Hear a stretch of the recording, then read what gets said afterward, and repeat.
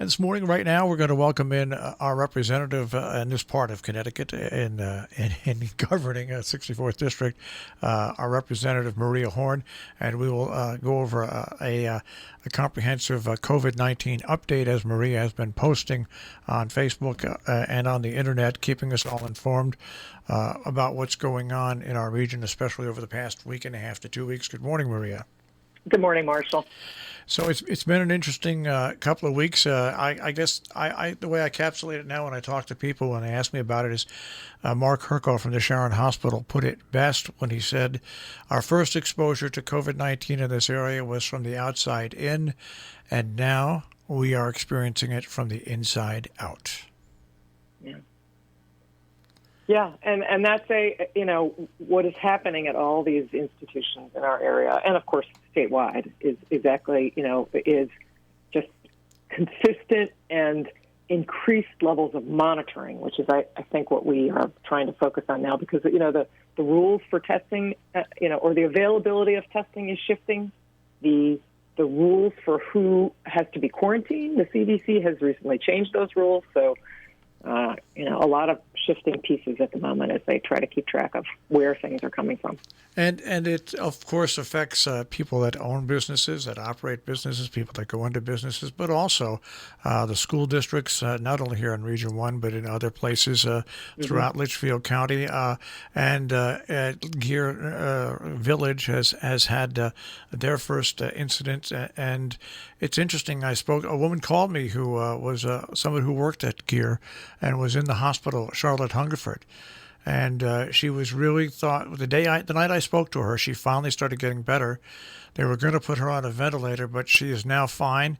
She's been taken out of the intensive care. She didn't have to go on a ventilator, but she really thought she was going to die. And when you speak to somebody like that, and then you see where it's affecting all throughout here, it's pretty amazing, and you are keeping abreast of the situation with the updates, and there's lots of them.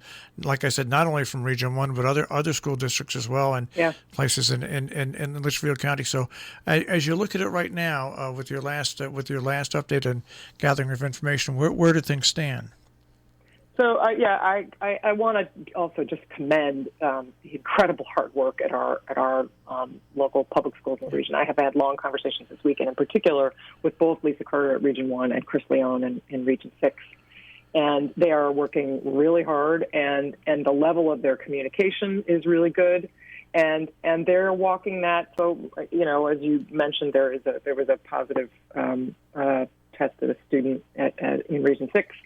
And, immediately he had to quantify exactly who had to be quarantined and sent home. And I spoke to a group of parents who, they want their kids to continue at school. On the other hand, they're very concerned. I mean, you hear both things out of people at the same time. They want to protect their kids and they want their kids in school.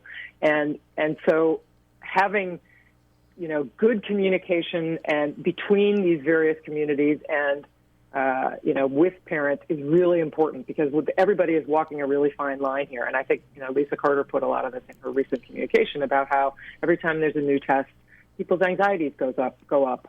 And everybody is trying to share as much information as possible, but there are also serious privacy concerns here. So I think it's important to keep emphasizing, the system. We have a very careful system, to your point, that we have learned so much about COVID, and people's treatments are better, and the lethality of it is less, but it is still very scary, and it can affect people very differently.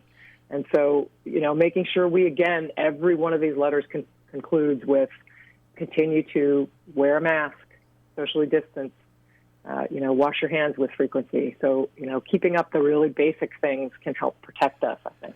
What's interesting about this is that when Region 1 finds out about this information, they very quickly process the information, get it out to parents and students, get it out to the media as well.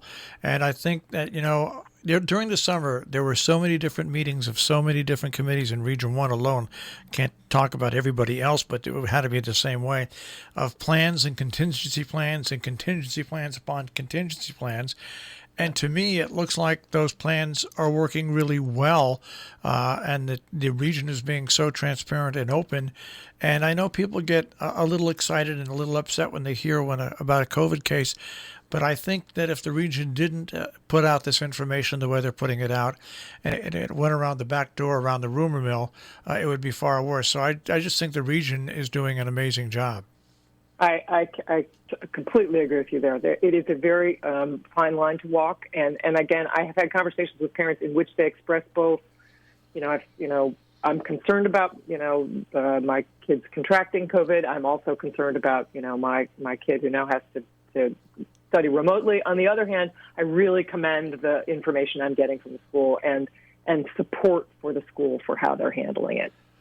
And once again, you put out information on social media, really, I think probably 3 or 4 times a day from what I've seen, if people want to follow it on your Facebook page and more, because it's just a situation that changes it seems like 6 to 12 hours. It is, and again, these communities are, the school districts are communicating really well with their parents, I think. But these even if you don't have kids in school, maybe you work with a parent of a child at a school in the district, and so these communities all they interact with one another. We're related, and so getting this excellent communication that's happening within the school community out to the broader community, I think is very important too, and that is something that's definitely I am seeing happening, particularly coming out of that the Zoom meeting we had last weekend, of those groups sharing information about who's working where and who's got kids in which school, and just to try to make sure that we make connections quickly and save time.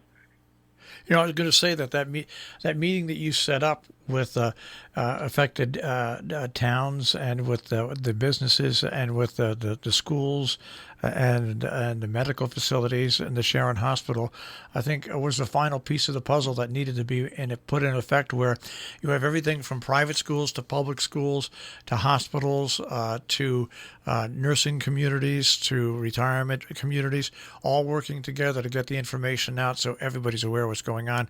I just think that was a stroke of genius and just the final thing that needed to be done.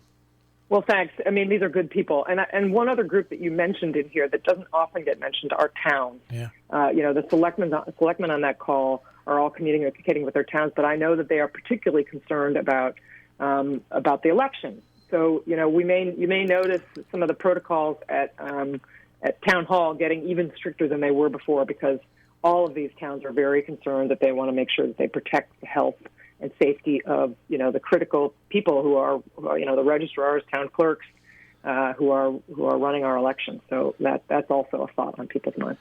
All right, Maria. Well, once again, we'll obviously be speaking to you in the near future again, but thanks for all the hard work. I know it's been a really weird election season, but thank you for putting all the hard work in, setting up these meetings and keeping us informed along with everybody else. And you stay healthy yourself, okay? Thank you, Marshall. Same to you. Really, thank you for all the incredible communication that you put out there. It's tremendously helpful to people. All right. Thanks, Maria. Take care. Thanks, Marshall. Maria Horn, our representative in the 64th District here in Connecticut.